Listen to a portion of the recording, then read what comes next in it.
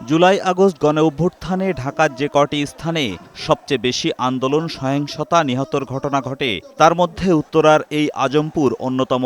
ঠিক সেই স্থানেই আগস্টের প্রথম দিনে শহীদদের স্মরণে কর্মসূচি পালন করে বিএনপি। উত্তরার বিশাল এই সমাবেশের আয়োজন করে মহানগর উত্তর বিএনপি। সমাবেশ শুরুর আগের থেকেই উত্তর মহানগর বিএনপির বিভিন্ন থানা, ওয়ার্ড থেকে দলে দলে মিছিল নিয়ে সমাবেশ স্থলে হাজির হয় হাজারো নেতাকর্মী। সমাবেশে উত্তর বিএনপির নেতাকর্মীরা ছাড়াও কেন্দ্রীয় নেতারা বক্তব্য রাখেন।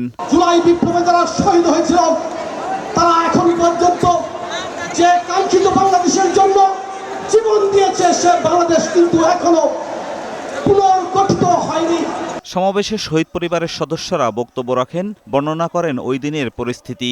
রাক্ষসীর বিরুদ্ধে লড়েছে আমার সন্তান, আমি ধন্য। এই কথার উপর বাসিস করে আমি আমার সন্তানকে অনেক কষ্ট করে নিয়ে গেছি বাড়ি পর্যন্ত।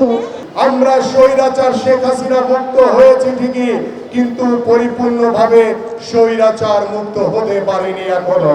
সমাবেশে মির্জা ফখরুল বলেন, লুটপাট, দুর্নীতি, অর্থ পাচারকারীদের সাথে আপোষ করবে না বিএনপি।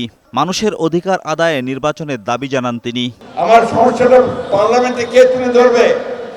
লোক নাই। কে পার্লামেন্টে আমার দাবি নিয়ে কথা বলবে? লোক নাই। এই জন্যই আমাদেরকে দ্রুত নির্বাচন দরকার, দ্রুত পার্লামেন্ট দরকার, যে পার্লামেন্টে আমরা আমাদের কথাগুলো বলতে পারি। একই দাবিতে রাজধানীর যাত্রাবাড়িতেও সমাবেশের আয়োজন করে বিএনপি ঢাকা মহানগর দক্ষিণ শাখা। এতে যোগ দেন বিএনপি স্থায়ী কমিটির সদস্য মির্জা আব্বাস। সমাবেশে তিনি বলেন, আগামী নির্বাচন নিয়ে ষড়যন্ত্র শুরু হয়েছে। সংখ্যা অনুপাতে নির্বাচনের ধারণা থেকে সরে আসার আহ্বান জানান তিনি। এই দেশের লোক যেই পদ্ধতিতে ভোট দিয়ে অভ্যস্ত, সেই পদ্ধতিতেই ভোট হবে। এই দেশের লোককে ইভিএম পদ্ধতি খাওয়াতে চাইছিল হাসিনা। এই দেশের লোক গিলে নাই ইভিএম পদ্ধতি।